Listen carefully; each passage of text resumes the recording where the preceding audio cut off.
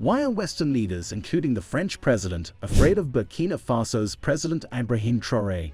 Even African leaders who have been friends with the West are now worried. This is because President Traoré wants to change the unfair system the West has in Africa. As a result, African leaders who have benefited from this system are now scared and unsure of what to do. But what bold and surprising plans has Ibrahim Traoré made that are causing such a stir? Dr. Arikana Chihambo-Require, the former representative of the African Union in the United States, has said that Ibrahim Traoré is like Thomas Sankara reborn and is ready to complete his mission. To President Traoré, the reincarnation of Thomas Sankara,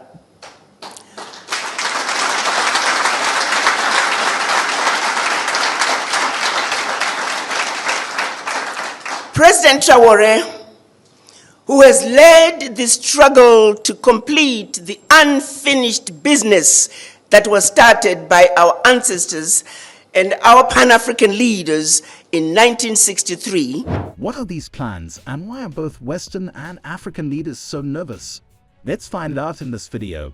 Before we proceed, don't forget to subscribe to the African Web channel and ring the bell icon to be notified about each new video related to the African continent.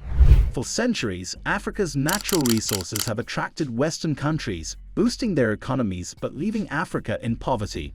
Colonialism played a big part, with European powers exploiting Africa's people and resources, creating long-lasting economic and social problems. Even after independence, many African nations struggle with neocolonialism, where Western countries still control their economies and politics. Western companies take African resources, offering little in return, and political interference from the West keeps African leaders prioritizing foreign interests. Cultural dominance by the West also undermines African identities, reinforcing dependency. This creates a cycle where Africa relies on Western aid but struggles to develop its own potential. Ibrahim Traoré faces the challenge of breaking the cycle.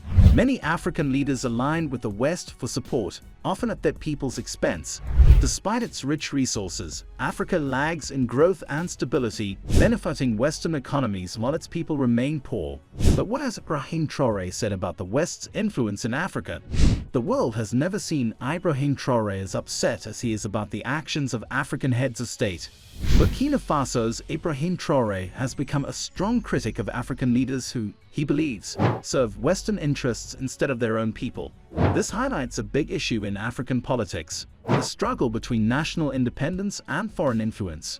Traoré feels that many African leaders, despite being elected to serve their people, often put Western countries first.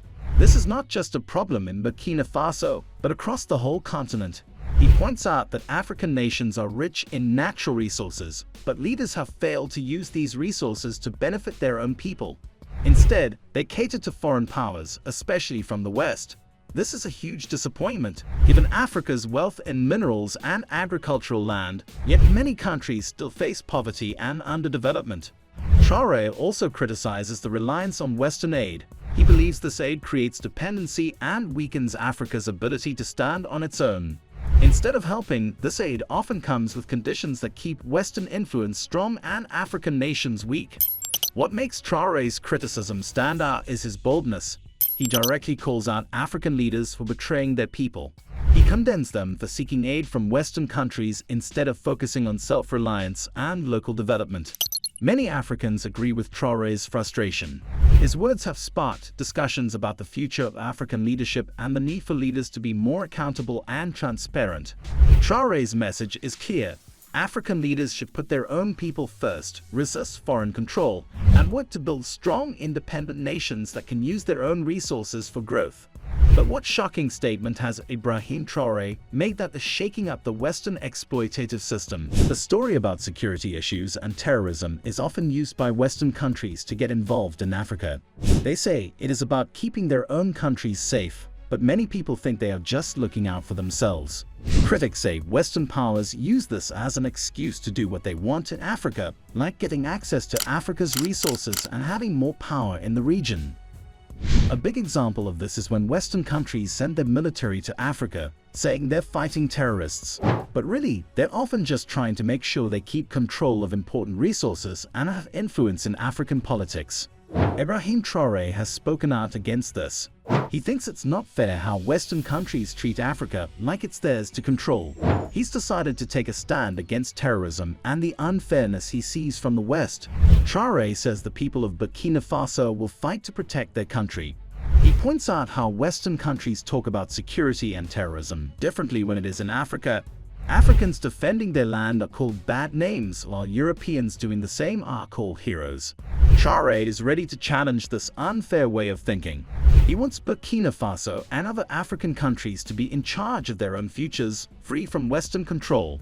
Traoré dreams of a future where African nations work together and decide their own destinies. He knows they have to tackle things like poverty and inequality to make it happen, but he believes it is possible for Africa to be strong and independent without needing help from the West. So, what bold plans has Ibrahim Traoré come up with that are making Western countries and their supporters in Africa nervous? Neither Thomas Sankara nor Ibrahim Traoré, prominent African leaders, actively pursued African unity until now. Traoré has emerged as a significant figure, driven by a commitment to realizing the Pan-African vision envisioned by Sankara and others. Traoré's vision is a direct response to the intricate strategies employed by Western powers to exploit Africa's resources. He grasps the divisive tactics utilized by these powers, which sow discord among African nations to perpetuate their control and exploitation. Traoré recognizes that African unity is pivotal in overcoming external pressures and attaining prosperity and self-determination. In pursuit of his vision, Traoré has taken tangible steps to foster unity among African nations. Notably, he has orchestrated the formation of a confederation comprising Mali, Niger, and Burkina Faso. This confederation ensures collective defense, where an attack on one country prompts joint action from all. It marks a significant stride towards regional cooperation and integration. Traoré aims to broaden this coalition to encompass more African nations, envisioning a comprehensive network of solidarity and cooperation across the continent. He envisages a unified Africa empowered to shape its own destiny and stand resolute in the face of external pressures. However, Traoré faces staunch opposition from African leaders entrenched in the status quo and Western powers wary of relinquishing their influence. Employing tactics such as economic sanctions, they seek to undermine Traoré's efforts towards African unity. Undeterred by these challenges, Traoré remains steadfast in his pursuit of a united and liberated Africa. He remains optimistic that with continued leadership from figures like him, the dream of a united Africa can be realized, despite the inevitable resistance from external forces. Do you believe Ibrahim Traoré possesses the capability to complete the unfinished agenda of Thomas Sankara? Will he confront resistance akin to that encountered by Sankara from Western powers? Tell us your thoughts on this in the comments section, like the video and share it so everyone can know the reality about this brave leader.